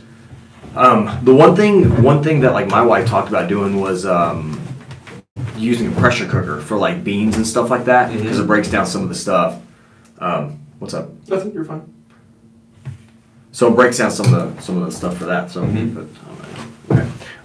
There's actually a good question from Mike Jughead. I think it'd be good for you to address, because I don't know if you do as much with teaching the kids class, but you used to. But I'm going to read this to you. Okay. This is a great question. So Mike says, I have a major question that is actually, I'm lost. My son just got his first stripe and is doing amazing in BJJ. Good. But his behavior is getting worse with us, and his grades are reflecting his behavior. And they also said, he follows up and says, his coach has told him if he fails another class, he was suspended from classes for 9 weeks.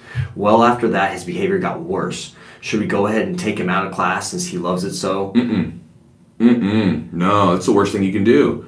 But he's still but the thing is being an ass. Yeah, but being an ass, that's coming from somewhere else. Whatever. Okay. Like him being an asshole, him being a. Well, I don't know if he's being an asshole. But a difficult. Losing his bad behavior is not coming from jiu-jitsu. Okay. That's what I'm saying. It's like his bad behavior is not coming from jiu-jitsu. It's coming from somewhere else, and you've got to address the root problem.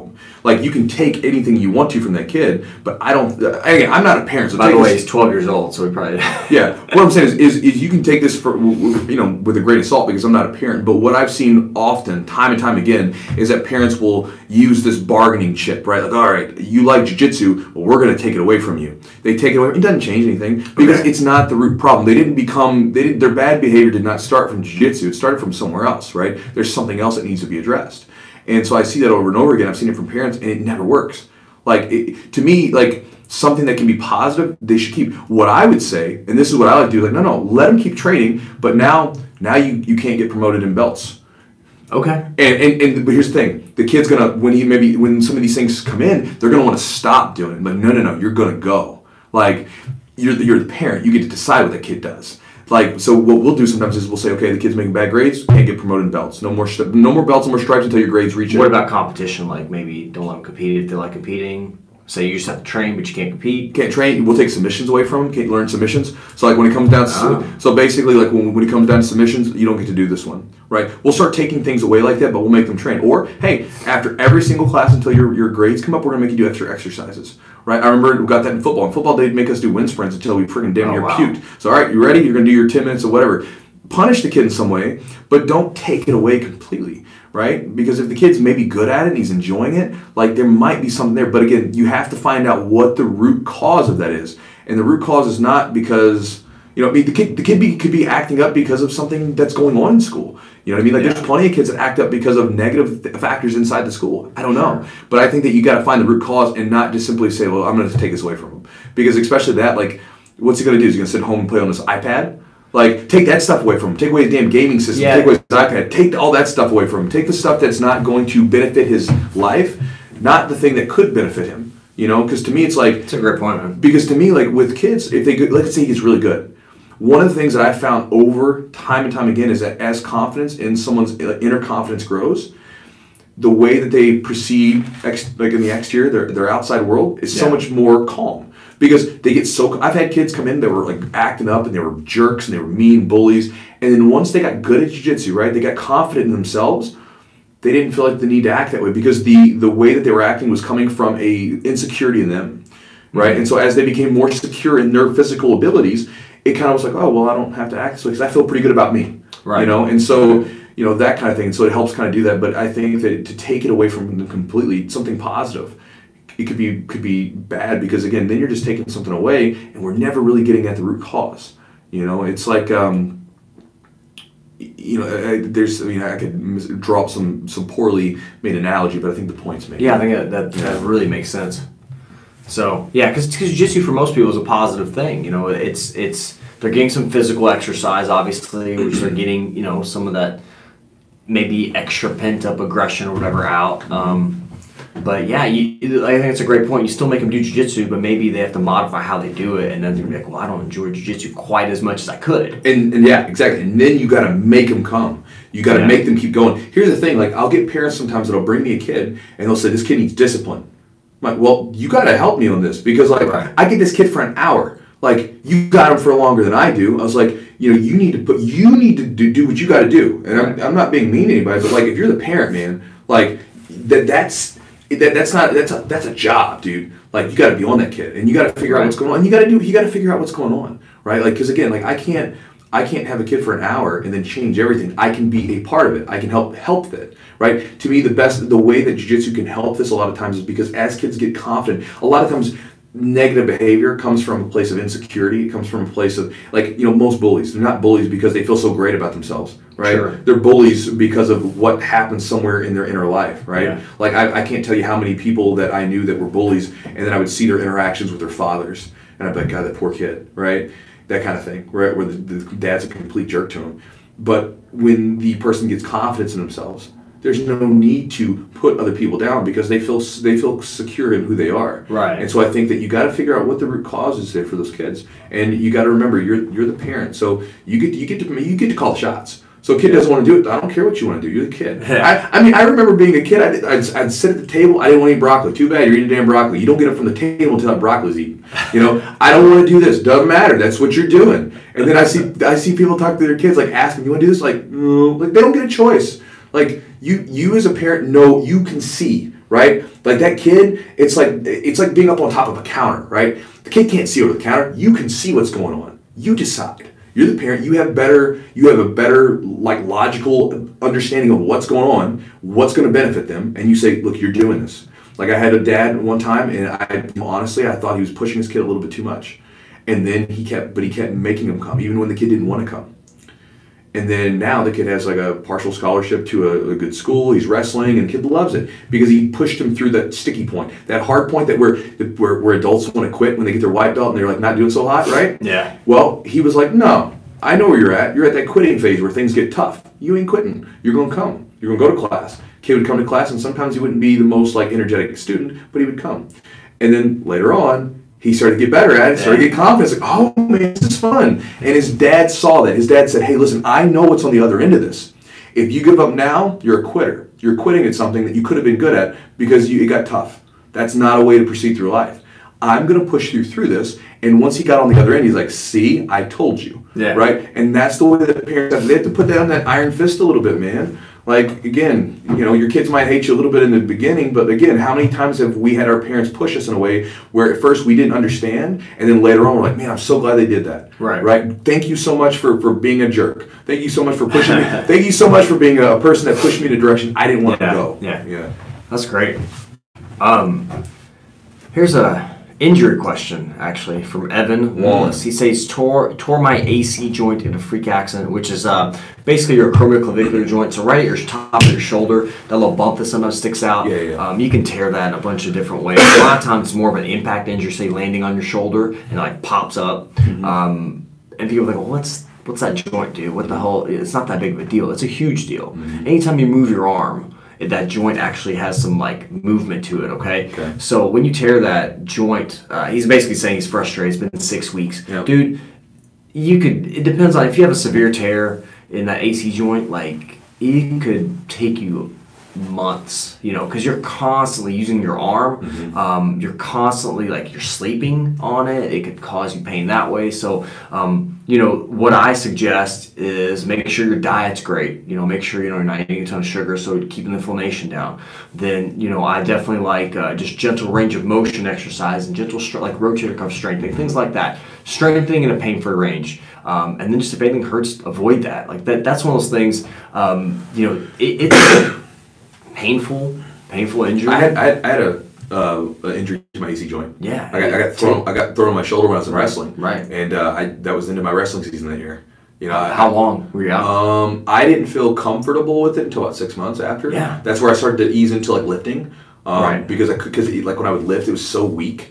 But it took about 6 months before. Go to physical therapy. Like, make sure they can put you on the right path to kind of like at least a progression of strengthening it. And if anything hurts, just avoid it. People ask about ice. I mean, if you want to do ice, you can after training, like 10 minutes or something like that. I don't know. Ice is kind of, for me, I like it as a pain reliever kind of for maybe like after an injury or like maybe after you've worked really hard, just to get a little bit of I like it more for a little bit of a pain reliever, and then also get some of that stagnant blood out with the ice. I think kind of get some fresh blood. I like cold showers. Well, that's more like a rejuvenating. I love it. Yeah, I hate it. I love cold, especially right now because it's starting to get cold. Like we're getting like 30-degree like mornings. I'll walk outside. You like that? Oh, dude, it's so good. God, you're weird. Because you hit that water hits you and it's like such a gives you a weirdo. jolt. It feels so good. Oh, I hate it. All right, Chug, you get the next one. All right, let me look at one here. This is good. Go ahead. We don't have to address this one, but yes, we do. You just brought it up. Oh my God, this is from Unemployed Mardo Yamasaki, which is a great name.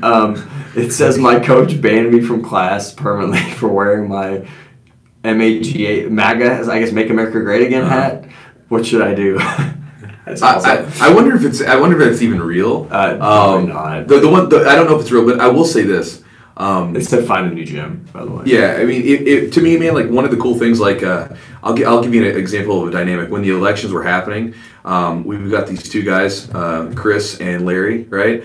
And both of them are like diametrically opposed as far as like their political beliefs, right? I mean, you couldn't be any more opposite of one another. But the funny thing is, so great. These guys would still be more than apt to like have a beer with each other. They're more than able to roll with each other, have a laugh with each other, whatever. I mean, you see, like that's the way it's supposed to be. Dude, but I think honestly, like more than anything, they're the type of guys that would troll each other. They're just trolling each other. Well, I know, but to me, it's like, but they get it, right? Because it's like, because when people become so attached to this stuff, it's like, dude, you really believe? Like, you don't think that this guy's just doing some stuff to kind of get you riled up, right? Like, it's like, everybody, all these politicians are all just trying to get control. So they're going to say whatever they have to say. Because, look, you can say something and it sounds good. Doesn't mean there's any substance to it, right? Because there have been plenty of politicians that said, hey, we're going to do this. And what do? They don't do anything, right? So politicians will say whatever they got to say to make you like them, so that you follow them, and then once they get into their seat of power, whatever, they don't do anything. They're like, I'm going to go back and do whatever I got to do to make some money, right?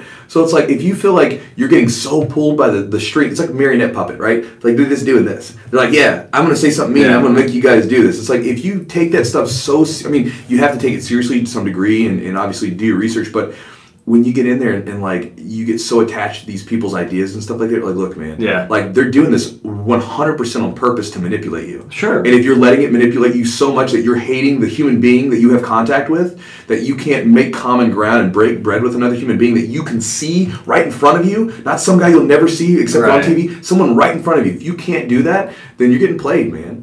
To me, it's working perfectly because it's like it's to me it makes me think of the Chinese with the Mongols, right? So the Chinese would purposely keep the Mongols separate, like the different Mongol tribes. There are different tribes up there in the nomadic tribes, right? And they would purposely say, "Oh, you know what so and so said? Hey, you know what so and so said?" And they would do this and play each other against one another because they knew if they were together, they'd be a pain in the ass to deal with, right? So they kept them separated. And then a guy came around, Genghis Khan, united them, and then guess what happened? China disappeared, right? Like it became they took over parts of China, right? And to me, it's the same way. It's like, it's easier to keep us all separated, so we'll just keep saying stuff to make them feel bad, even though we're all kind of doing the same shit. They're all coming. You look at them; their rhetoric might be different, but when it comes down to what they're doing a lot of the same stuff. But we're gonna say different stuff. So this way, I'm gonna make you fight against your peer, the person you might actually see. Keep going, right? It's like we're gonna manipulate you, and you go right into it. Anyway. Wow. I don't like to talk about politics, but I'm kind of... You take one Make America Great Again hat, and you just get a whole Chewy rant out of it. All right, Chewy. You go for one. Something a lot more lighthearted was from... That was lighthearted. I think it was a joke. C-Tech. How was that pizza place in Jersey after the trials? We went to some place called Pies by 9 or Pies on 9 or something like Pies on 9. Pieson 9. It was actually pretty tasty. The pizza was good. We actually saw some other guys there, some 10th Planet dudes they were eating. Gio Martinez and his dudes were there eating pizza. Yeah. So the food was good. We got recommended there to go eat it, and it was tasty, and so good pizza. Nice. Dude, I've already got out for this tournament. You got planned out? No, I've already got we're gonna go to this ramen place. Okay. There's a little ramen place we like. I forgot the name of it. And I've got some Ben & Jerry's ready. Ben & Jerry's, what flavor did you get? The Tonight Dough. Tonight Dough's pretty good. It's my wife's favorite, so I usually get that. I didn't even anticipate I was going to be wanting some freaking ice cream so bad. When you can't have it, man. Dude, I've been like on my diet for 2 weeks now. I've been walking around like close to this weight. And every day I weigh in every morning, I'm a little bit like half a pound less. I'm like fucking so hungry. Not all the time, but like at night after I train, I'm like, oh my God, I could eat everything right now, and I have to stop myself. It's so hard. The key, honestly, like I've developed a little sweet tooth. I'll do some dark chocolate. Dark chocolate's good. Super dark chocolate. I do 85%. Dude, I think it's like 88. Yeah, see, I like 85%. Trader Joe's actually, they have an 85% dark chocolate. It's delicious. Yeah. It's we get this one from Kroger. It's like it has like a little animal on the front. Yeah, the little I don't know about. Like the endangered species. Yeah. It's good. It's really good. All right. Let's see. Joe Clark asks. Joe Clark again? Yeah. That guy's terrible. How many? He's bad at jiu-jitsu. Joe, I think you need to train just for the sake of training jiu-jitsu instead of worrying about your blue belt, brother. I'll give you a blue belt. 1.5 classes. 1.5 classes. Figure that out. Okay, so here's let's do. Here's one real quick. This is cool. Go for it. T.O. Cochran says, "Hey, I'm soaking up all the advice I can before my first tournament in 2 days in Madrid. Resting up today. Any extra advice on my first tournament ever? Make no expectation. Here's the reason being. As we talked about earlier, there was a guy who was a shooting star student because he became so identified with this idea of winning this tournament. And then when he didn't win, he got really upset about it and really messed him up. Your first couple of tournaments are always, it's like an experiment. It's like you're going into this new territory that you're not used to. And so you've got to set no expectations for yourself. To me, I tell my students all the time, the first 3 tournaments, don't set expectations. Your goal is to go out there and do everything that you can to win. 100%, unload, do it. But ultimately, you're going for experience. And I would try to do 3 tournaments as quickly as possible, because what happens is as you do a few tournaments, you start to get a little bit more, you find your groove a little bit after several tournaments. You start to kind of get used to the jitters and the excitement of the tournament and how it all works. And it becomes a little bit more, you understand it a bit more, and it's a little bit easier to translate who you are on the mat inside the gym outside to the competition mat. So, but set no expectation. Don't go in there thinking, I'm going to win first. Go out there saying, I got one match at a time, and I'm going to go out there and try to do my jiu-jitsu, my game, 100% to the best of its abilities, and whatever happens, happens, but that's the goal. Because if you start thinking, I got to go win first, well, if you don't win first, you're going to feel kind of upset about it. But if you go out there and just do everything that you can to have a good performance every single match that you have in front of you, you'll probably do better, and you can focus solely on that thing that's right there. Again, being present in the moment rather than kind of like being in the middle of a match, but having your mind set on something that's going to happen after the match, right? Right. That's just what I say, because again, I still have that mentality. I think it's helpful.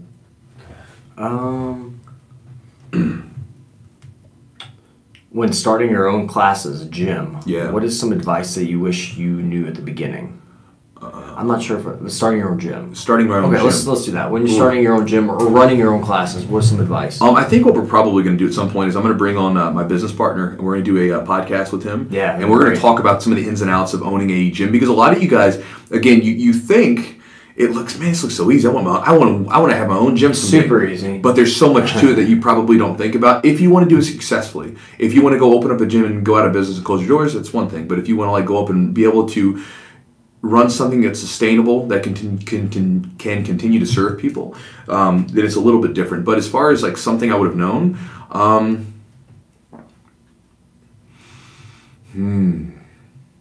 the time it takes. You can't do everything yourself. Yeah, nice. That's it. Because I've been me as a person. I'm so used to doing everything, and a lot of jiu-jitsu guys, they're black belts in jiu-jitsu, but they're not black belts in the ability to run and operate a business. And one of the things, and I got this actually, I learned this mostly from my business partner because I watched him do things, is that you've got to delegate. You've got to learn how to let other people take some of the tasks and not try to do everything yourself. Because if you try to, you're going to be, there's some things that you have to do that you can only do, the things that you're best at. But then there's going to be other things that you suck at. And it's better to have people that are better at that than you are. And they may not be better at it at first, but you can train them, right? And when you do that, because otherwise you'll end up just working yourself into the ground, forever. Right. So you have to be able to pass off responsibility to other people. And a lot of people don't want to do that. Like, for instance, when I tell people I have a partner, they almost oh man, I don't want to have a partner. If I open up a gym, I'm like, do that all you want to. I love having a partner. Right. Because he does things that I don't do really well. Like the things I suck at, he's really good at. Things he sucks at, I'm good at. And we understand our role. Meaning, I don't look at my position as his superior to his, and vice versa. I'm not man, I'm doing all this. What the hell are you doing? He knows what I'm doing. I know what he's doing. And we understand that. And no matter what we think about our job roles, we understand the value and the importance of the other. Which, again, it's just like a relationship, right? It really is. It's a relationship with a person. Yeah. And we've had our ups and downs, just like a friggin' marriage or something, there's been times where we literally butt heads with each other. Sure. But we come around because we're look, we're better off together than we are separate. Because our gym, whatever you guys think, right? Whatever the students think, the gym would not be where it is without him, without Joe. Right. He was huge. And Joe's such a great resource. I mean, he's trained. This is Blue Belt Joe over here. We're talking. Yeah, about. this is. By the way, guys, this is Joe Clark. He trolls you guys in the comments. So Joe's trained jiu-jitsu. He's done a lot of aspects of strength and conditioning. CrossFit, bodybuilding, powerlifting, all that stuff. So his knowledge base and being there, and he's been there forever, just knowing the ins and outs of jiu-jitsu as well, just being in the presence of jiu-jitsu and obviously working with you. So he knows the aspects of both. And the aspects because you dabble in strength conditioning all the time. And you guys, obviously, that just helps good continuity. And also, I think that you're trusting in each other. Sure. You're giving. He has responsibility. You have responsibility, and that's important. You can't have a partnership without trust. You have to trust. You have to, because there's too much shit that'll slip through the cracks. You know what I mean? There's a like I said, with him, the things that people don't see. This is where the real work goes in. The classes, right? Where I'm just I'm teaching people jiu-jitsu. That's the easiest part. The part that's tough, that really makes it happen, is the stuff that goes on behind the scenes. Because people sometimes will come to the gym, and we started locking the doors. We don't let people in, but people would come to the gym at 2 or 3 in the afternoon. They just want to hang out, and we're we got stuff to do. Right. We're not just screwing around today. We're working, man. Yeah. we gotta make this thing work, because we want to continue to build the gym up and make it an awesome place and give you guys more. It's tough. It's hard to do because we're a small business. We're not some big monster corporations just churning out whatever. And we want to, again, serve the gym, and we want the gym to be successful, but we always want to do it while maintaining integrity and maintaining a good relationship with the students. I don't want to look at people as dollar signs, and I will not do that. Yeah. And so it's always a balancing act there to make sure the gym runs really well as a business, but also make sure that the environment stays the way that it is. That's awesome. Mike Little. Hey, Mike. Mike's competing Sunday as well. I think I go. You're at 2:30. I think I go at 2:18, something like that. 2:18. On I don't even talking about honestly I had the hardest, not the hardest, but I had a really weird feeling about posting a picture of my gi. I got my gi patches put on, and I was oh shit, people are gonna know I'm gonna compete. And I was like, I don't know if I want people to know I'm gonna compete. It's funny. Do you know what I mean? It's weird. Yeah, I get it. It's weird. Superstition. I just don't want anybody to know, but hopefully I'm there. And Mike, I'll see you, and best of luck to you, brother. Somebody asked about shaker Last bottle. one. So I'll tell you what brand it is later on. I'm still using it and trying it out first. So I'm not going to tell you the brand yet. If I like the brand, I'll share it with you. You can go buy one yourself. There's plenty of them, but it's a glass shaker bottle. The reason I went with glass is because I don't like I'm trying to get away from anything plastic. Even the BPA-free stuff, they're showing that there's still like some leaching properties that can come from it. So I'm trying to do no plastic, and I like glass. And another thing is you know, if you leave a plastic shaker bottle with a little bit of protein in there, it basically never loses its fart smell. You know, it just smells like a fart forever. So with glass, like all my Tupperware is glass, you know, all that stuff. So this way, like one with glass, I value it more a little bit, but also it's like if for some reason if I was to leave something in there, I can wash it out, rinse it, and it's not going to stink anymore. It doesn't absorb the scent, and so I went with glass, and that's one of the things. So awesome, Chewy, real quick, you have a seminar coming up, West Virginia, is that correct? Yeah, let people know about that. So guys, some of you guys may be in the area. If not, check my. I think it's December because I don't have my calendar with me right now. I believe it's December like 15th or 16th. And by the way, guys, whenever I do a seminar, here's how I do it. I like to do a Friday open mat. I like to do a Saturday. And so open mat's basically open training with like Q&A. So literally it's like the Chewy Ramble videos mixed with open training. Nice. Saturday we do the seminar, and then typically we find a place to go do lunch or dinner together.